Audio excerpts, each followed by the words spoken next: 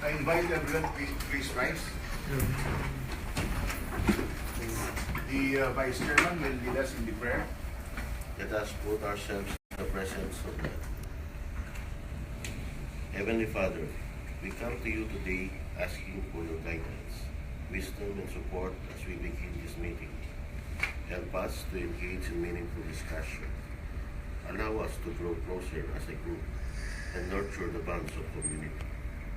Fill us with your grace, Lord God, as we make decisions that will benefit the corporation, and continue to remind us that all that we do here today, or that we accomplish, is for the pursuit of truth, for the greater glory of you, and for the service of humanity. We ask this in your mighty name. Amen. Amen. Please take your respective seats. Back Secretariat, do we have a quorum? We have a quorum, Mr. Chair. All right, this meeting is called to order. What are the items, the agenda items for today's DEC meeting? The agenda items are as follows. First, we will have the opening of bid for the project supply and delivery of 4 units motorized passenger stairs for SIAP under negotiated procurement. And then for other matters, discussion and approval of the post-qualification evaluation report of the BAC-TWG on Olongapo Maintenance Service Inc. for the project removal of rubber deposit at runway 02R/20L and effective payment markings at SIAP, Mr. Chair. All right, before we proceed any further, may we know from the BAC Secretariat if the observers have been notified of today's meeting, especially those provided for under the provisions of the implementing rules. Yes, Mr. Chair. Who are they? May we acknowledge them, please? We invited from private sectors, we invited Sila and Maxi, COA, and then for public, yes, So, COA. representative of SILA. Good afternoon, sir. Welcome to the procurement activities of the Clark International Airport Corporation. From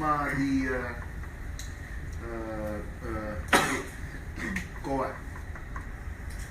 Wala? No representative from COA. Representative, Mr. Chair. From internal audit. Yes, Mr. Chair. Pursuant to the memorandum issued to us or pursuant to the directive of the board, have we notified the Department of Transportation and the Basis Conversion and Development Authority of this meeting? Yes, Mr. Chair. Have they sent their representatives? Yes, Mr. Chair. We have representatives from BOTR and BCDA. May we know who is the representative of BCDA? From BCDA, we have Engineer Jovitz Suma, and from the OTR, we have Engineer Rafael Lavides. Good afternoon, sirs. Good afternoon. Welcome to the procurement activities of Clark International Airport Corporation. So let's proceed. So the first item on the agenda is the opening of bid for the project supply and delivery of 4 units motorized passengers. Do we have any bidders? We have one bidder, Mr. Chair. All right, will you call the name of the bidder and its or his duly authorized representative? We have lone bidder, Mr. Chair, Microtronics Marketing, represented by Eduardo Colima and Mark Yu.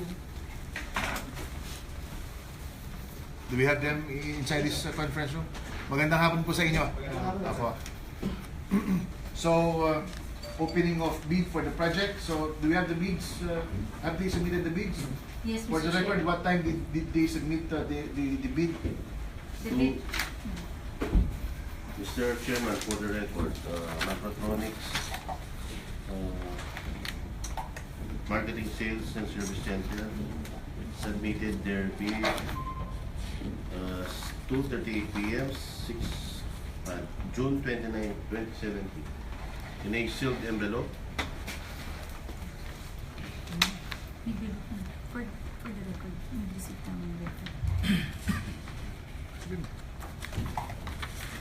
Before we open the loan bid, do you have something to Mr. Chair, back Secretary? for the record, one of the invited bidders is Palmer Asia Incorporated, submitted the letter stating that they are unable to participate in this bidding due to some technical specifications issued on the product to be offered. Alright, make that of record. Let's proceed. So, will you open the loan bid? Can the bidder acknowledge that is properly sealed upon their submission is approved? Acknowledge po. Thank you.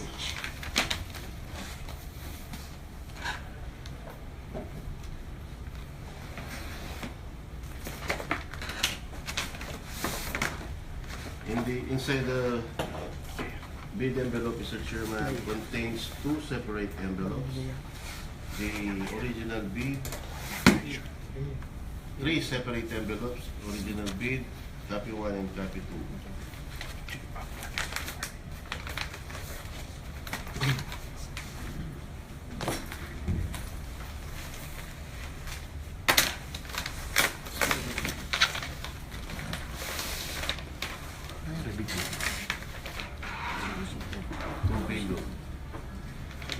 Inside the original bid contains two separate sealed envelopes, the technical component, Mr. Chairman, and the financial component.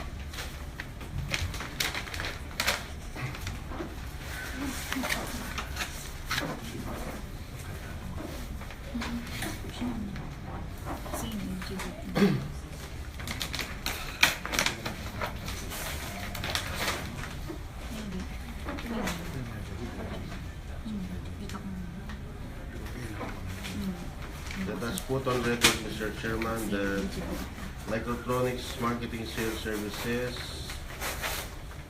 submitted this Certificate of Field Jobs Registration, Platinum Membership, with the attached documents, and the joint venture partner Jiangsu Changi Airport Special Equipment Company Limited also submitted a Certificate of Field Jobs Registration under a Platinum Membership. This also includes the attachment signed. Also submitted with the corresponding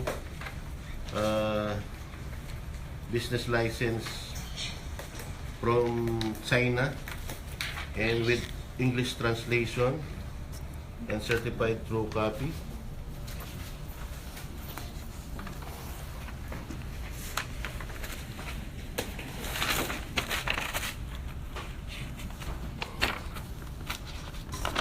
Next submitted income tax return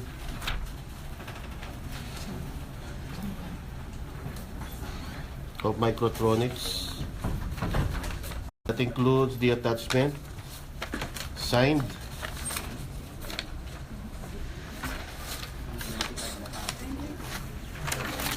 Next also submitted the corresponding income tax statement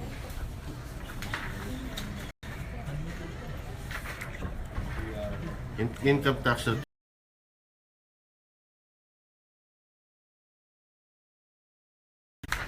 by Jiangsu, its joint venture partner, including attachment.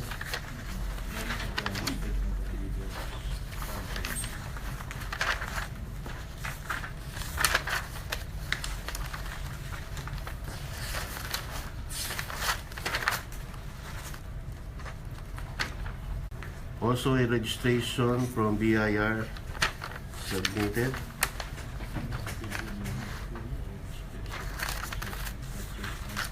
Next submitted, Mr. Chairman, is the list of ongoing government and private contracts, including contracts awarded but not yet started, which is duly signed. Also the attached document required, submitted. Next submitted is the statement of single largest completed contract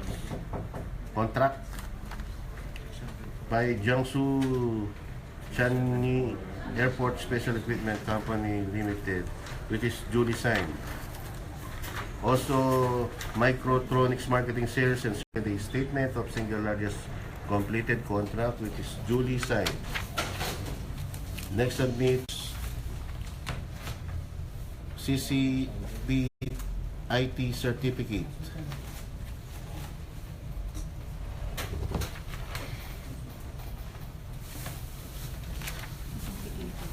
Authenticated by Philippine Government Consul. Duly signed, including attachment.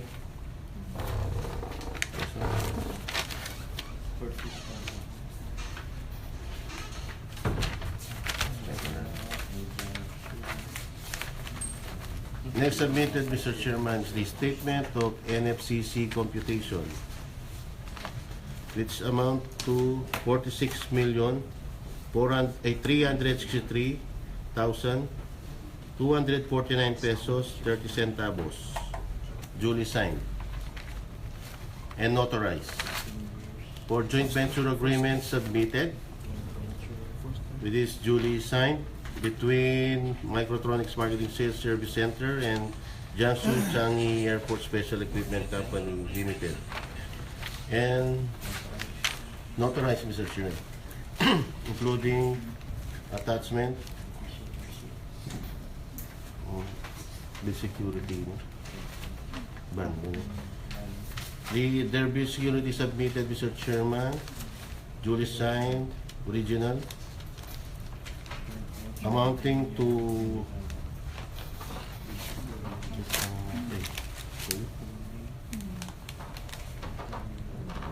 875,000 pesos.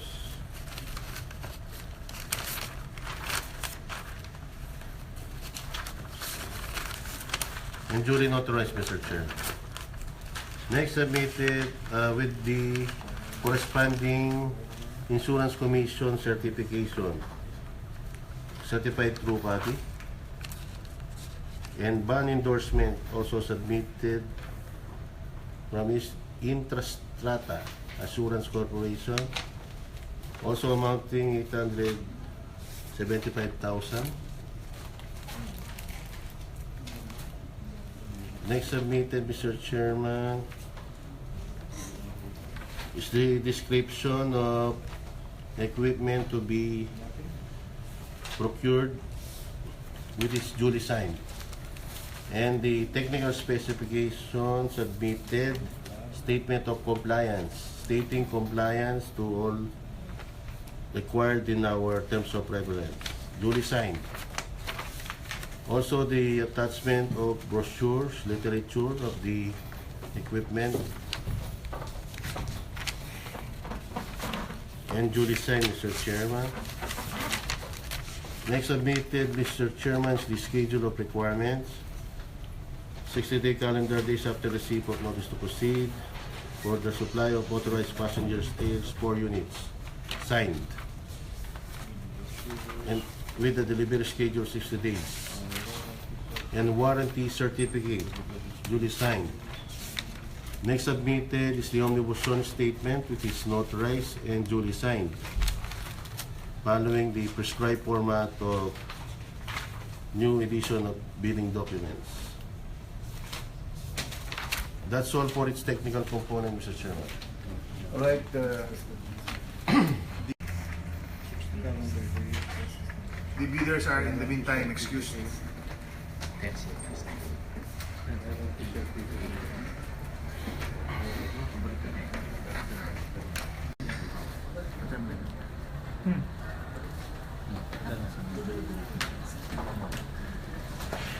Kaya.